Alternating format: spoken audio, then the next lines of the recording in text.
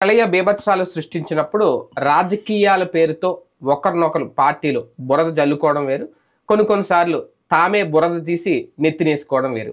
ఇప్పుడు రెండు పార్టీల్లో ఎవరు ఆ పని చేస్తున్నారు అనేది ఇక్కడ కీలకమైన అంశం. ఎవరికి వాళ్ళు చంద్రబాబు నాయుడు గారు చెప్తున్నది గత ప్రభుత్వం తప్పిదాల వల్లే ప్రస్తుతం రాష్ట్ర పరిస్థితి ఇలా తయారైందని చెప్పడం, లేదంటే ప్రస్తుత ప్రభుత్వం పూర్తిగా వైఫల్యం చెందింది అంటూ జగన్మోహన్ రెడ్డి గారు చేస్తున్న సంచలన వ్యాఖ్యలు. కారణం ఏదైనా లక్షల మంది తలరాతనైతే మార్చేశాయి ఈ వరదలు.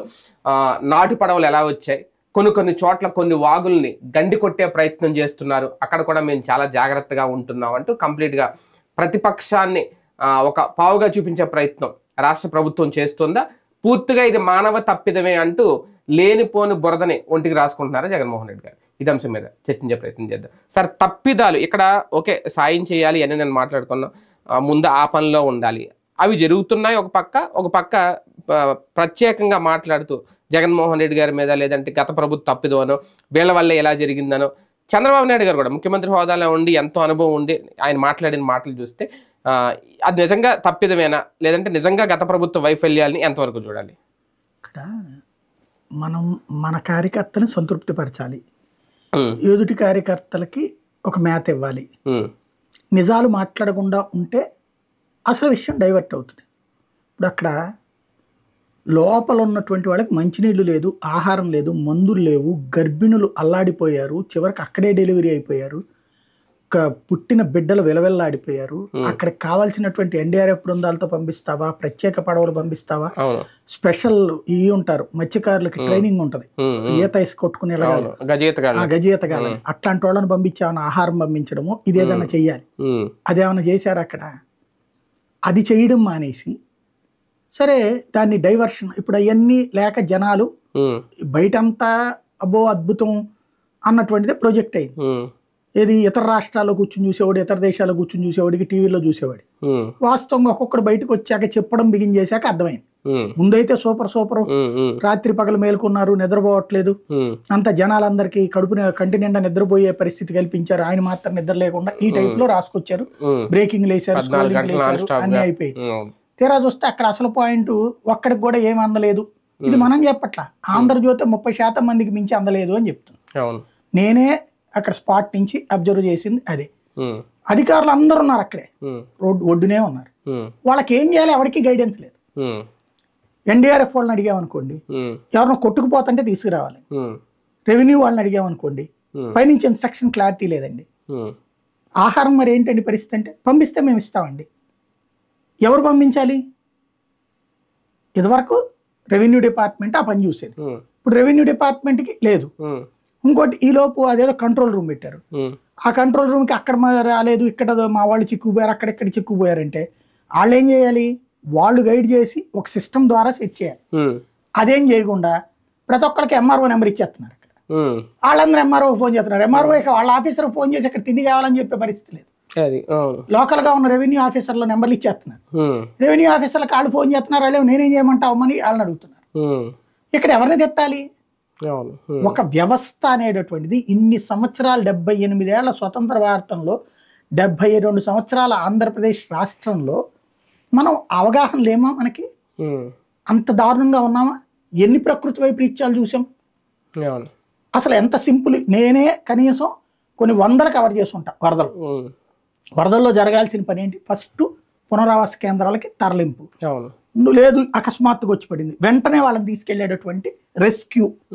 ఒకటి కొట్టుకుపోయే వాళ్ళని రెస్క్యూ అంటాం, ఇంకొకటి ఎవాక్యుయేషన్ అంటాం, అక్కడ చిక్కుబడిపోయినటువంటి వాళ్ళని రక్షించి తీసుకొచ్చి శిబిరాల్లో ఉంచడం, వాళ్ళకి అక్కడ ఆహారపు ఏర్పాటు, ఆ తర్వాత ఎన్ని రోజులు ఉంటుందో అన్ని రోజుల పాటు కూడా ఆ ప్రాంతంలో శానిటేషన్ జాగ్రత్తగా చూసుకోవడం. ఎవరైతే ఇంకా చిక్కుబడిపోయి అంటే లోపల నుంచి బయటికి రాలేని పరిస్థితుల్లో ఉన్నారో వాళ్ళకి అక్కడికి ఆహారం, మంచినీళ్లు పంపించడానికి ప్రత్యేకమైనటువంటి ఏర్పాట్లు. అది హెలికాప్టర్ ద్వారా వేస్తావా, లేదంటే ఈ ఎక్స్పర్ట్ బోట్ల ద్వారా వేస్తావా? ఈ వీటిలోనే నడిచే బోట్లు ఉంటాయి, టూరిజం వాళ్ళ బోట్లు పనికొస్తాయి, అట్లా వాటికి స్పెషల్ ఇంజన్స్ ఉంటాయి, వాటికి అవి తెప్పించి చేయడం. అలాగే వాళ్ళందరికి కూడా ఆహారం అవన్నీ అక్కడికి అందకపోతే ఒకవేళ అప్పుడు ఎట్లా అందదు అనుకున్నప్పుడు హెలికాప్టర్ ద్వారా డ్రాప్ చేయడం. ఇది ఒక ప్రొసీజర్, మనం ఎన్నో దశాబ్దాలుగా చూసేసినటువంటి ప్రొసీజర్. ఇలా కాకుండా ఇప్పుడు అవన్నీ మిస్ అయింది. ఆటెట్లా మనం అనుకున్నట్టు జరగల. స్వయంగా చంద్రబాబు గారే చెప్పారు కదా, ఒక్కొక్కరు చెప్తుంటే బాధేస్తుంది, అధికార యంత్రాంగం విఫలమైంది. ఆయనే తిరుగుతుండగా అధికార యంత్రాంగం విఫలం అవడం నాకు అర్థం కాదు. ఆయనే స్వయంగా తిరుగుతున్నాడు, ఇంకా పాలనా యంత్రాంగం విఫలం అంటే ఆయనే పాలకుడు కదా, అందులో విఫలం ఎట్లాగా? పైగా అధికారులకి మంత్రులకి వార్నింగ్ ఇస్తున్నారు. అక్కడే ఉన్నారు, స్పాట్ లోనే ఉండి కూడా ఏందా లోపలికి వెళ్ళావా నువ్వు, ఆ చివరికి పోయావా అని అడగాలి కదా. ఏం జరిగింది అక్కడ? సమస్య అక్కడ ఈయన ఇన్వాల్వ్ అయ్యేటప్పటికి అధికారులందరూ ఈయన చుట్టూ తిరుగుతూ కూర్చున్నారు. ఈయన సెక్యూరిటీ చూడాలి, ఈయనకి సంబంధించిన వ్యవహారం చూసుకోవాలి, ఈయన్ని సాటిస్ఫై చేసుకునేటట్టు చూడాలి. ఇంకా అక్కడ లోపలికి ఎట్టెళ్తారు వీళ్ళు, పని ఏం చేస్తారు? ఇక వాళ్ళు దాదాపు 5 లక్షల మందికి ఆహారం పంపిణీ చేయడానికి ఏర్పాట్లు చేసి రెడీగా తెచ్చి పెడితే 30% కూడా పంపిణీ చేయలేకపోయాని స్వయంగా ఆయనే చెప్పారు. అసలు ముందు ఫస్ట్ 2 రోజుల దాకా ఫుడ్డే లేదండి. 2వ రోజు కూడా స్వచ్ఛంద సంస్థలు తెచ్చిపెట్టారు. అది కూడా కర్రలు పట్టుకుని బలవంతంగా వచ్చిన వాళ్ళు. నేను అక్కడ ప్రత్యక్షంగా వీడియోలు చూపించిన మంచినీళ్లు కూడా లేవు ఆ ఏరియాలో. అదంతా సెటరేట్ కావడానికి, వీళ్ళు అవగాహన చేసుకోవడానికి. ఇప్పుడు ద్వేషంతో దూషణతో కాకుండా కనీసం నా వీడియోలు చూసిన ఇది కావాలి అది కావాలి అన్నట్టు పక్కన చెప్తానే ఉన్నా, ఇక్కడ అది ఏర్పాటు చేయండి ఇది ఏర్పాటు చేయండి అన్నట్టు. అది లేదు. సరే అయిపోయింది. తర్వాత ఇప్పుడు దాన్ని డైవర్ట్ చేయడానికి గండి కొట్టి అంటారు. గండి కొట్టేదేంది?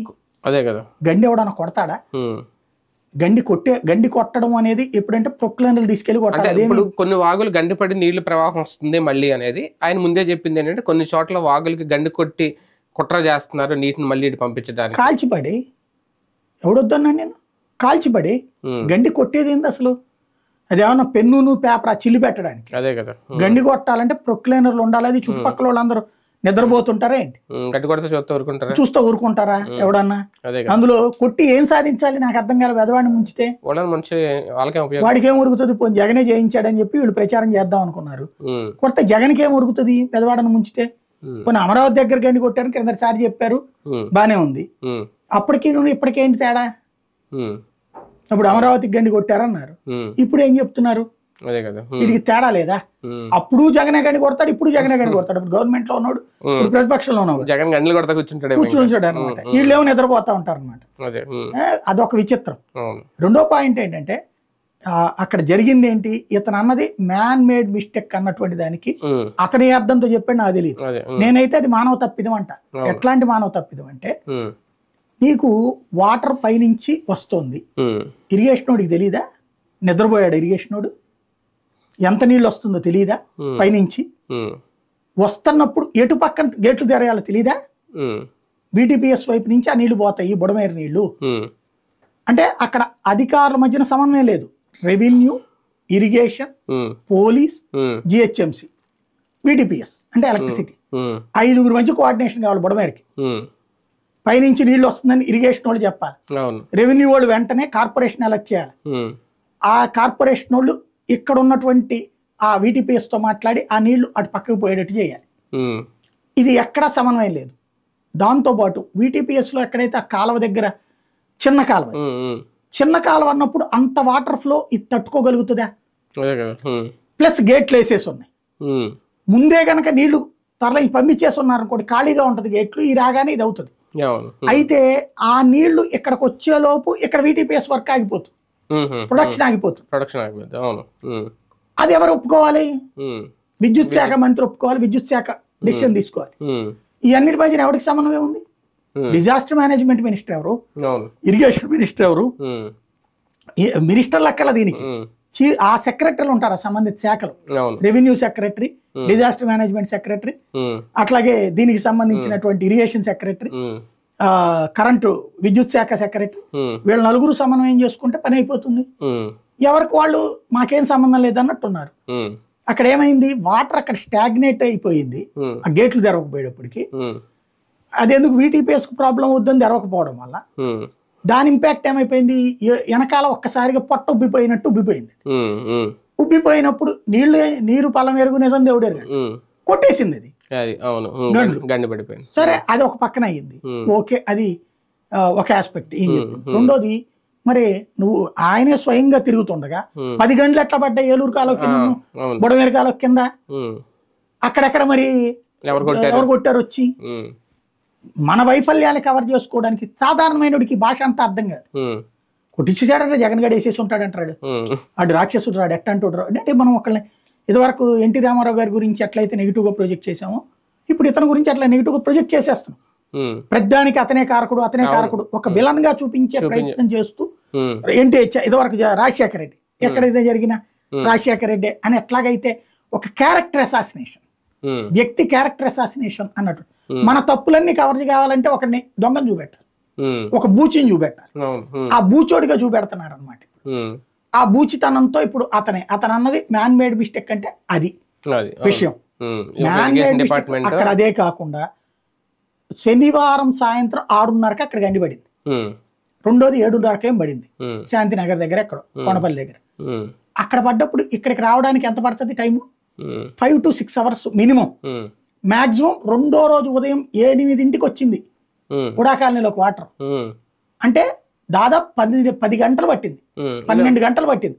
ఈ లోపు అలర్ట్ చేస్తే అందరూ పరిగెత్తుకుని రోడ్డు మీదకి వచ్చేవాళ్ళు, ఎవరి దారాలు చూసుకునేవాళ్ళు, సామాన్లు పైన పెట్టుకునేవాళ్ళు, జీవితకాలం దేవుడు అనుకునేవాళ్ళు కదా. అది ఎవరు ఫెయిల్యూరు? అది కూడా జగన్ చెప్పొద్దని చెప్పాడా ఎవరికైనా? మీరు చెప్పాకండి మేము గండి కొడతాం, మీరు ఎవరికి చెప్పాకండి చంద్రబాబు చెప్తే ఆయన కాంప్రమైజ్ చేశారు పోయినా పని. అప్పుడు పోయి నిద్రపోయారా? ఏ డిపార్ట్మెంట్ నిద్రపోయింది ఆ టైంలో? అక్కడ ఇది కదా సమస్య. నాటు పడవలు ఎలా వచ్చాయి అనేది కూడా ఆయన రేజ్ చేసిన పాయింట్. అందులో కూడా ఏమైనా రాజకీయం ఉందా? దాని మీద ఎంక్వైరీ చేస్తాం అది ఇది అంటున్నారు. కానీ నాటు పడవ ఇసుక తవ్వేదే కదా. అవును, నేను ఇంతకుముందు కూడా మనం మాట్లాడుకున్నాం, ఇసుక అక్రమ తవ్వకాలు ఎప్పుడు జరుగుతానంటే ఎవడ అధికారంలో ఉన్నా యజమాని మారతాడంతే, పేరుకు మాత్రమే పోచుకోలు కబుర్లు చెప్తుంటారు. అప్పుడేమో గవర్నమెంట్ 750 కోట్లు అన్న వచ్చేయి, వీళ్ళు ఫ్రీ అని చెప్పేసి మామూలుగా యాజ్ పర్ ఎన్జిటి ఏం చేయాలా? ఇసుక కూలీలతో తవ్వించుకోవాలి, నదీ పరివాహకంలో తవ్వకూడదు. ఏది మిషన్లతో నదీ పరివాహకంలో చేసేటప్పుడు పుడికి తీత కూలీలతో మాత్రమే చేయించాలన్నది రూలు. దాని కారణంగానే జగన్ ఆ మధ్యన ఆపింది, ఏది సుప్రీంకోర్టు దాకా వెళ్ళినా కూడా మీరు ఇదంతా రాగానే. మరి ఇప్పుడు తవ్వుతున్నది అది మిషన్లతోనే కదా, ప్రొక్లైనర్లు లేకపోతే ఇంకో రకమైన మిషన్లు పట్టుకెళ్ళి చేస్తారు కదా, హైడ్రాలిక్ మిషన్స్ ఏ పట్టుకొని దాంతో లేపుతా ఉంటారు వాటిని. అవి పడవల ద్వారానే జరుగుతాయి. అంటే ఇసుక అక్రమ రవాణా వాస్తవం స్టిల్ నౌ అనడానికి సాక్ష్యం ఆ బోట్లు. జరుగుతోంది ఇసుక అక్రమ రవాణా ఇప్పటికి. ఎందుకంటే మొన్ననే ఏమన్నారు చంద్రబాబు గారు అధికారంలోకి వచ్చాక, ఇప్పుడు వరదలు వస్తాయి, ఇప్పుడు కాదు బయట స్టాక్ పాయింట్ లో ఇసుకంతా అమ్మేద్దాం, తర్వాత ఈ వరదలు వెళ్ళిపోయాక ఆ స్టాక్ తెద్దామని చెప్పి ఏర్పాటు చేద్దాం, ఈ లోపు ఒక ప్రణాళిక తెద్దాం అంటే ఇప్పుడు అర్థం ఏంటి? దాంట్లో పేరుకి ఆ మాట ఆయన అన్నారు కానీ కింద ఇసుక తవ్వేస్తున్నారు అనడానికి సాక్ష్యం అది ఆ బోట్లు. ఎప్పుడైతే వరద వస్తున్నప్పుడు ఎక్కడ పెడతారు? ఇది ఏమన్నా సైకిలా తీసుకెళ్లి పైకి ఎత్తి పెట్టుకోవడానికి? పడవ ఎక్కడ పెట్టుకుంటారు? ఇంజన్ తీసుకుని వెళ్ళిపోతారు, దీన్ని కట్టేసి వెళ్తారు అంతే. అవును, ఇంజన్ ఇంజన్ తీసుకెళ్ళిపోతారు. ఎందుకంటే ఇంజన్ తో సహా వెళ్ళిందంటే గుద్దిందంటే ఇంకేం లేదు, పెను ప్రమాదం జరుగుతుంది. కాబట్టి ఇంజన్ తీసేసి అక్కడ పెట్టి కట్టేస్తారు, మంచి కొబ్బరి తాళ్లతో వాటితో కట్టేస్తారు. వాటర్ ఆ ఫోర్స్ కి 11.5 లక్షల క్యూసెక్కులు వాటర్ ఎంత స్పీడ్ లో వస్తుంటది, అది దానికి ఇదేంటి కొండలనే పిండి చేసేస్తుంది. కాబట్టి అది వచ్చేసింది, ఈ లాక్ వచ్చేసింది. మొత్తం ఒకటి కాదు 5 బోట్లు, 5 బోట్లు కలిపి గుద్దినాయి. అప్పుడు జరిగింది కూడా అదే. చంద్రబాబు కానీ రాజకీయ విమర్శల్ని రెండు పార్టీలని అంటే ఈ సమయంలో అవసరమా? రెండు పార్టీలు తప్పుపట్టేలాగా ఉన్నాయా? అంటే ఈయన కూడా ఏదో ₹1 ఎంత విరాళం ఇచ్చారన్నారు జగన్మోహన్ రెడ్డి గారు, వాళ్ళంతా మాట్లాడి మంత్రులు కూడా స్వచ్ఛందంగా ఎవరి కాళ్ళు ఎంత ఇచ్చుంటే బాగుండేదమ్మా. ఈ అనవసరమైన వ్యాఖ్యల మీద ఇక్కడ కూడా ఇంకా రాజకీయాలు మాట్లాడుకునే అవసరమైన టాపిక్ ని పక్కకు పెట్టేస్తున్నారా? ఇది అటెన్షన్ డైవర్షన్. ఇప్పుడు ఏదైతే నీ ఫెయిల్యూర్ కవర్ కావాలంటే, ఇప్పుడు ఈ వరద బాధితుల్లో తెలుగుదేశం అభిమానులు ఉంటారు, ఇద్దరు ఉంటారు, జనసేన అభిమానులు ఉంటారు, బీజేపీ అభిమానులు ఉంటారు, అందరూ ఉంటారు. ఇప్పుడు వీళ్ళందరూ కూడా ఇదంతా జగన్ గారు అంటారా చేసింది, మనం మన ఏరియా ముంచేసింది అని అటు వెళ్ళాలి, అది వాళ్ళనుకోవాలి. ఇక్కడ తిండి రాలేదు, నీళ్లు రాలేదు, ఇవన్నీ రాకుండా ఉండాలంటే అంటే రేపటికి నువ్వు ఒక టాపిక్ ఇచ్చేసి నువ్వు ఆ టాపిక్ మీద రిస్కెచ్ చేసుకుంటే నీ ఇది అసలు మర్చిపోతావు. పెద్ద దెబ్బ చిన్న దెబ్బ, పెద్ద గీత చిన్న గీత అంటారు అన్నమాట. చిన్న గీతకి వేస్తే పెద్ద గీత విలువ తెలుస్తుంది. కాబట్టి ఇప్పుడు ఇది చిన్న గీతకి వేస్తున్నారు అనమాట. అతని వల్లనే లేకపోతే ఇది వల్లనే లేకపోతే అతను వచ్చేస్తారు పవన్ కళ్యాణ్, అదే సరిగ్గా మెయింటైన్ చేయకపోవడం వల్ల బుడమేరు కాలువలు ఏం మెయింటైన్ చేస్తారు నాకు అర్థం కాల. కాలువలు మెయింటైన్ చేయడానికి అంటే ఆ ఎక్స్పాన్షన్ జరగాలి, అది చేసేసామని అది చెప్పినప్పుడు అక్కడ పోయి గట్లు కట్టారు. అవి కాలం అంటే టగే ఉంటది. సమస్య వాటర్ ని వదలకపోవడం వల్ల వచ్చింది. గేట్లు ఎత్తి వదిలితే సరిపోయేది. ఎప్పుడైతే వాటర్ ఓవర్ఫ్లో అవుతుందో అప్పుడు వెలగలేరు రిజర్వాయర్ వదిలేశారు. తప్పు మాది కాదు అని తప్పించుకునే ప్రయత్నం చంద్రబాబు గారి మాటలు కనిపించింది. నేను వచ్చి 80 రోజులైంది, 84 రోజులైంది మా పరిపాలన మేము మొదలుపెట్టి, ఇదంతా మాకు ఎలా తెలుస్తుంది ఆయన నేను చేసిన వ్యాఖ్యలు. 84 రోజులు మేము ఎలా చూడగలుగుతాం? వరద ఏమన్నా 84 రోజుల క్రితం ప్రారంభమై ఇప్పుడు వస్తే, లేదా జగన్ హయాంలో 2 ఏళ్ల క్రితం ప్రారంభమై ఇప్పుడు వస్తే ఆయన మాట నేర్హత ఉంటుంది. అదే ఆయన ఎన్నేళ్ళు ముఖ్యమంత్రిగా చేశారు? 14 సంవత్సరాలు. అంతకుముందు ప్రతిపక్ష నాయకుడిగా సరే, ప్రతిపక్షం తీసేయండి, అధికార పక్షంలో 24 ఏళ్ళు, ఇదే 14 ఏళ్ళు. తెలుగుదేశం అధికారంలో ఉంది 20 ఏళ్ళు. 20 ఏళ్లలో ఈ సమస్య తెలియదా? బుడమేరు వాగుందని, అది రేపు పొద్దున పొంగితే ఇలా అదేదో కొత్తగా వచ్చిన అప్రెంటిస్ ముఖ్యమంత్రి అంటే ఒక అర్థం ఉంటుంది. రేవంత్ రెడ్డి మాట్లాడాడంటేనో జగన్మోహన్ రెడ్డి మాట్లాడాడంటేనో ఒక అర్థం ఉంటుంది. కొత్త ముఖ్యమంత్రి కదా, ఇప్పుడు జగన్ హయాంలో ఎప్పుడు బుడమేరకి ఏం కాలేదు, రాజశేఖర రెడ్డి హయాంలో అయ్యింది ఒకసారి, మళ్ళీ జగన్ హయాంలో అయితే ఏం లేదు. కాబట్టి జగన్ హయాంలో జరిగితే అప్పుడు ఊరుకునే వాళ్ళం మనం, దాన్ని లేదు కదా. రెండవది తెలియదు అంటే అంతకంటే మూర్ఖత్వం లేదు. ఇంకోటి ఏంటంటే అక్కడ సమస్య అధికారుల సమన్వయ లోపం. చేతనైతే ఇందులో రాజకీయాలను పక్కన పెట్టి ఎందుకు మీరు సమన్వయం చేసుకోలేదు సంబంధిత అధికారుల మీద చర్యలు తీసుకోండి. ఇందులో శాఖల్లో ఫస్ట్ ఇరిగేషన్ ఫెయిల్యూర్, రెండవది రెవెన్యూ ఫెయిల్యూర్, మూడవది పోలీస్ డిపార్ట్మెంట్ ఫెయిల్యూర్, నాలుగవది కార్పొరేషన్ ఫెయిల్యూర్, ఐదవది ఎలక్ట్రిసిటీ డిపార్ట్మెంట్ వాళ్ళ ఫెయిల్యూర్, ఏదైతే జెన్కో వాళ్ళది తయారీ కదా ప్రొడక్షన్. ఈ 5గురి మధ్యన ఎందుకు సమన్వయం లోపించిందో 5గురు అధికారులు కూర్చోబెట్టండి అక్కడ, సంబంధిత అధికారులు. వాళ్ళని అడగండి, నువ్వెవరికి చెప్పావు అని. తేల్చిన తర్వాత తప్పెవరితో తీసుకుని యాక్షన్ తీసుకోండి. రాజకీయాలు చేయాలనుకుంటే సరే, ఇక దాన్ని మనం ఏం చేయలేం, అంతే. కానీ జరుగుతున్నది అయితే అదే. రైట్, చూద్దాం. ఈ జల ప్రళయం లేదంటే వరద ఉధృతికి కారణం ఏదైనా ప్రజలను రక్షించడంలో, అలర్ట్ చేయడంలో మాత్రం మానవ తప్పిదం అయితే చాలా స్పష్టంగా కనిపిస్తోంది. రకరకాల వివిధ శాఖల పనితీరు లోపం, లేదంటే మెయిన్గా ఇరిగేషన్ లోపం, ఇవన్నీ చూస్తున్నాం. అవే జగన్మోహన్ రెడ్డి గారు చూపించే ప్రయత్నం చేస్తున్నారు. దాన్నే బురద జల్లే ప్రయత్నం అధికార పక్షం చేస్తుంది. ఒకరినొకరు బురద జల్లుకొని రాజకీయాలు చేయడం పక్కన పెట్టి ముందు జరగాల్సింది చూస్తే బెటర్ ఏమో.